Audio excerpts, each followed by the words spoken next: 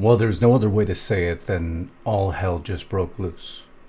What you woke up to this morning may very well change the face of the great Republic of the United States of America.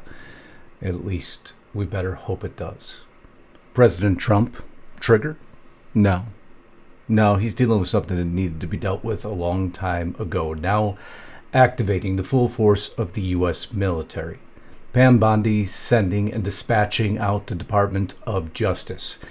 Kristi Noem putting the DHS on full alert. The FBI purging its ranks. Do you know what just happened? Because it's a story I'm going to bring you here in just a few seconds.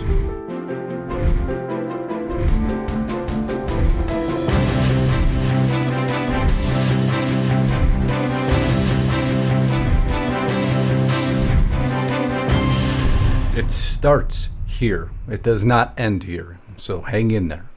At the request of Secretary of Homeland Security Kristi Noem, I'm directing Secretary of War Pete Hegseth to provide all necessary troops to protect war-ravaged Portland and any of our ICE facilities under siege from attack by Antifa and other domestic terrorists. I'm also authorizing full force if necessary. Thank you for your attention to this matter. Of course, what happens with Politico? They seize on only one element of that statement. Trump says he's authorizing military to use full force in Portland. They failed to recognize that he said any ICE facility, but they weren't the only ones who missed it. Now, were they? I'll show you that. Further details about the president's actions were not immediately clear, including what legal authority the president would rely on to authorize full force of the military in Oregon. A federal law, the Prosecute Act of 1878, generally bars the president from using federal troops to enforce domestic law. Well, you can go into three different if you really want to be technical. The act mentioned is just one. Or we can go into the Insurrection Act, which you so eloquently used prior. Or we can go into the AUMF, but you haven't touched any of those. But that would require journalism and a little bit of research. And unfortunately, those wouldn't fit your narrative very well. But we'll go further, right? Because HuffPost also put this out, Trump's vengeance rampage. Donald Trump's, and if you click on that, it goes to Donald Trump's crackdown on political dissent is here. Political dissent. Well, that's a way to frame it, again, to suit your narrative. But what about political NGOs working to uproot the very foundation of the great Republic of the United States of America? You notice how I said great Republic of the United States of America, not our democracy. You notice I didn't use that word. The new executive order sweeps speech and association into its definition of domestic terrorism. In short, words are violence. No, in short, you didn't really read it because it's very inconvenient to your cause. Countering domestic terrorism and organized political violence, dated September 25th, 2025. I've covered this, Lisa's covered this, but let's go a little bit deeper because it's now resulted in actions. And these actions will very well change the entire face of this country. And if it doesn't, we may very well not have a country anymore. It's that significant. There's no joking. And the details we're going to go through, we'll go to explain that in very great detail. Now, once I start, I'm not going to stop. So a huge favor for both Lisa and I'd love you, if you could, to help beat the algorithm here. Make sure the algorithm knows that Lisa's important to you. You can do a few simple steps. One, make sure your bell is checked to all. If it's not, you're not going to be alerted to any broadcast she puts up. If you're new here, we'd love you to subscribe. But she always loves you, most importantly, to go to Restricted Republic. As you know, both Lisa and I have a channel here on YouTube. This is our public platform. I'd love you to subscribe to my channel. It just crossed 100,000 subscribers. And then we have our own news platform that we own. It's called RestrictedRepublic.com, where I'm going to continue this podcast to its full length. And the reason is many of my subscribers have asked for more information. They want to understand what this NGO and this push against these dark money NGOs really means. It seems convoluted, but actually it's very black and white. So I'm going to give a definition in the most black and white terms possible. It's fairly simple. And I'm going to keep it simple. And that's what we do at Restricted Republic. Take these huge, what appears to be difficult concepts, boil them down into very understandable fact. I'll be doing that in the second part of the podcast. Get to RestrictedRepublic.com today. Annual and monthly subscriptions available. That platform has exploded over the last month because people now realize what has been done to the public platforms because, well, YouTube themselves just released what happened, and it's ever more important to be on a platform where you're always getting the news, no commercials, no interruptions. But now let's get back to this story. In the memo, back to the HuffPost article, Trump sweeps together speech and association into its definition of domestic terrorism. It seeks to blame speech by individuals and organizations opposed to Trump administration's policy for the actions of disparate actors, like recent lone wolf shooters. You see how they did that? Lone wolf shooters. This isn't a movement. This isn't a trend. It's lone wolf. And protesters and targeted funding networks that supposedly fuel such speech. They're trying to dismiss the entire argument, the entire order that Trump put down. And hence it just led to the action Trump took. It's that significant. It augurs the worst crackdown on political dissent in generations. Really? Are you so certain you want to make that statement? I'm going to show you why you shouldn't make that statement, but I'll finish this first. And importantly, it targets not only the dissent itself, but the groups and structures that enable dissenters to organize and to be heard, or funds dissenters. Because you see, this isn't about Trump. And this isn't about Trump's political dissent. No, this is about those that wish to destroy the great Republic of the United States of America. Period. End of story. But they're not going to say that. Of course not. It's a publication like HuffPost and Politico. We know exactly which side of the aisle they lean completely towards. The things they're doing, I haven't seen government actions like this in my lifetime. I guess you haven't seen actions like this in your lifetime, huh? Donald Trump and the MAGA Republicans represent an extremism that threatens the very foundations of our republic. But there's no question that the Republican Party today is dominated, driven, and intimidated by Donald Trump and the MAGA Republicans. And that is a threat to this country. No, it's never been done before. What did you say specifically? It augurs the worst crackdown on political dissent in generation. And we've never seen this. I haven't seen government actions like this in my lifetime. Well, we haven't seen actions like this in our lifetime, aka the political assassination of Charlie Kirk, or the killing of United Healthcare CEO Brian Johnson, or the assassination attempts against Donald Trump, or the continual protests and violence against immigration and customs enforcement in Los Angeles and Portland, goes back to the beginning story, or the assassination plot against the Supreme Court Justice Brett Kavanaugh in 2022, or the shooting at the ICE detention center that just happened. You see, this is a culmination of a lot of things now, isn't it? I guess we haven't seen that in our history now, have we? But you just want President Trump to stand down and do nothing and allow it to continue? Because that would be the only other option. Oh, that's right. You want him to stop the rhetoric. Now, that doesn't make a lot of sense, does it? But you state the goal is to chill speech with threats backed by the force of the federal government. Where those threats don't work, it aims to disable the funding of any group that opposes the administration's policy. Again, you see how they twisted that.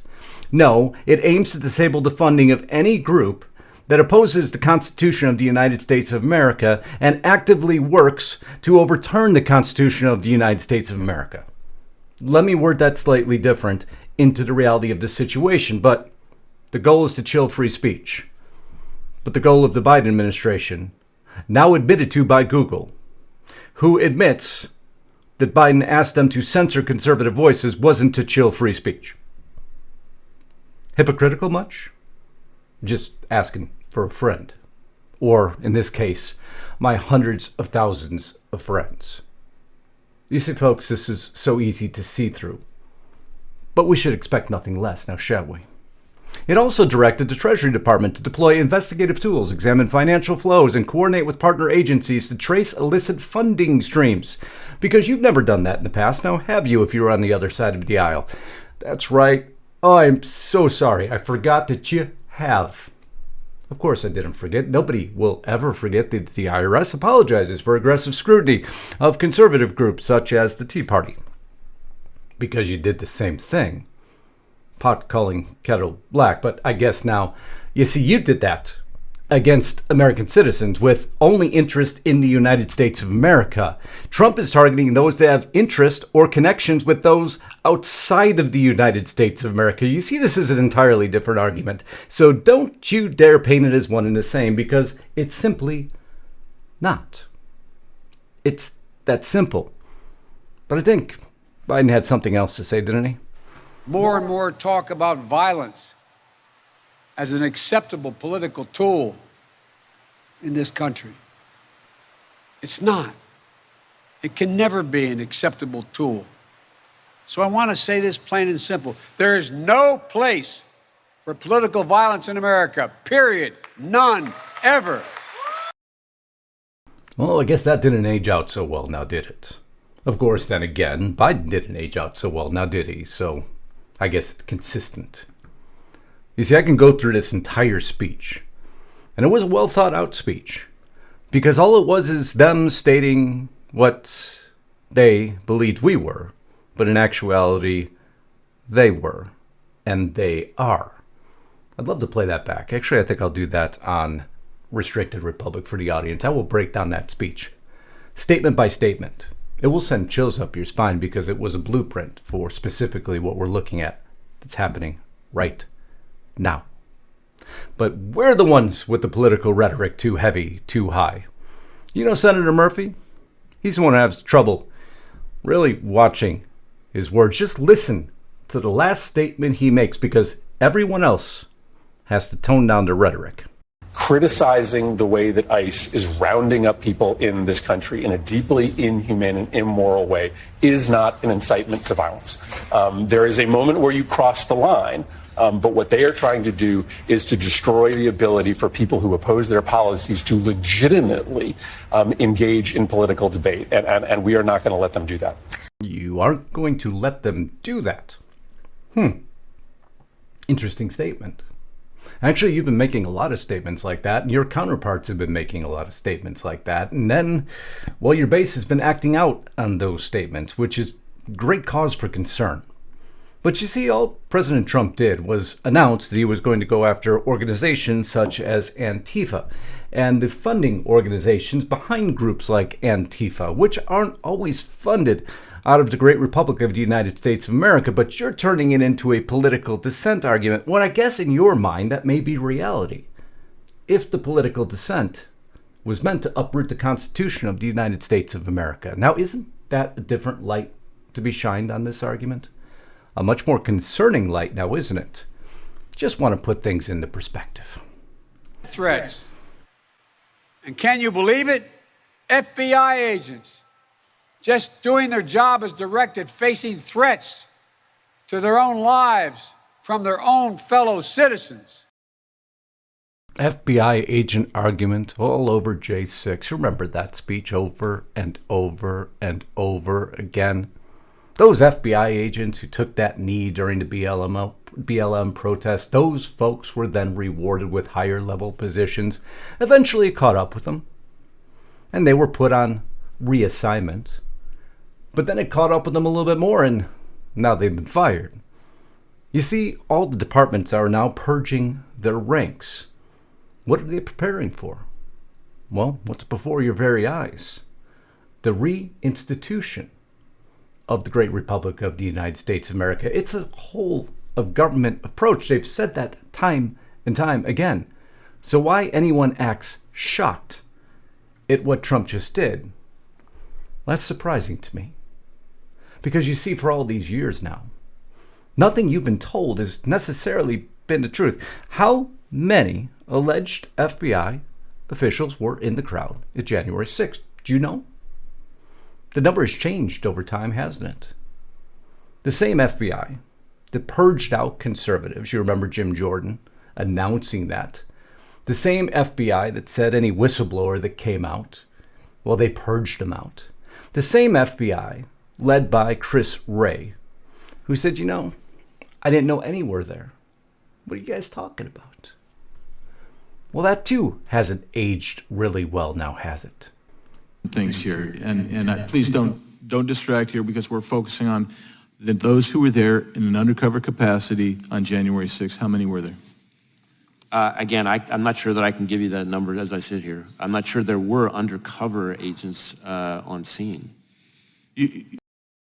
We'll just stop there. There was none. I'm not even sure there was undercover agents there. Except for now, when the Select Subcommittee on January 6th announced, after years of stonewalling by previous administration, the FBI has finally disclosed it deployed more than 270.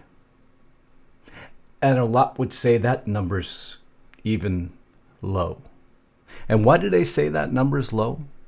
Because history will tell us that number may change. The FBI had as many as 8 informants inside the Proud Boys in the months around J6. Then the DOJ announces that there may have been as many as 13 informants within. And then it admits there may have been 40 undercover agents involved with the Proud Boys. And then it comes out that there may have been 50 or more. Now, if you start going by percentages, boy, the story's changed. And you wonder the job that Trump has to do right now. Because when you're trying to enforce orders, executive orders, or simple statements, or countering domestic terrorism and organized political violence, you need a whole of government approach. So don't think for a moment, and as many of you know who watch me, I don't believe in coincidence. The FBI purges their ranks. Just after the indictment on James Comey, I believe many more indictments to come, DHS taking a much more active role in asking the president for help where it's needed, Hegseth being summoned to activate the full force of the military, and the DOJ now sending out their officials to almost every ICE facility. Now, what do you think is coming? You see, they're not playing games anymore because they can't afford to play games. I've witnessed the continued onslaught of violence perpetrated against ICE officers across the country. The Department of Justice will not stand idly by in the face of such lawlessness. At my direction, I am deploying DOJ agents to ICE facilities and wherever ICE comes under siege to safeguard federal agents, protect federal property, and immediately arrest all individuals engaged in a federal crime pursuant to President Trump's recent executive actions. So, what does Pam Bondi know? What does Pete Hegseth know? What does Kash Patel know? What does Kristi Noem know? That's right, they just added additional security to the White House.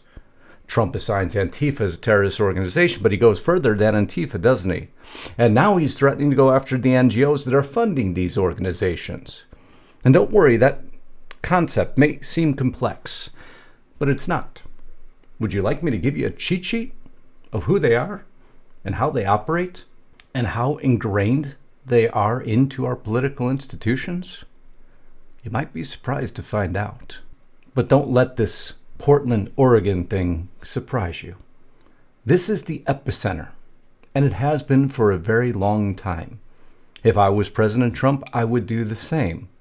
If I'm going to send a message to Antifa and those like Antifa that I'm not joking around, I would strike the epicenter also, because they've told you they were going to do it.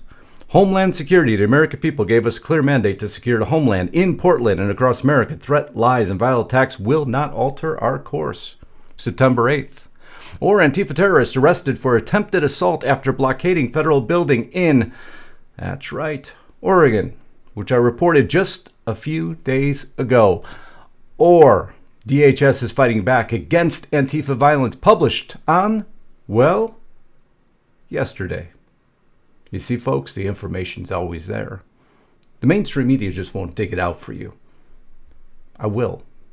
And I do. And Lisa does. Every day.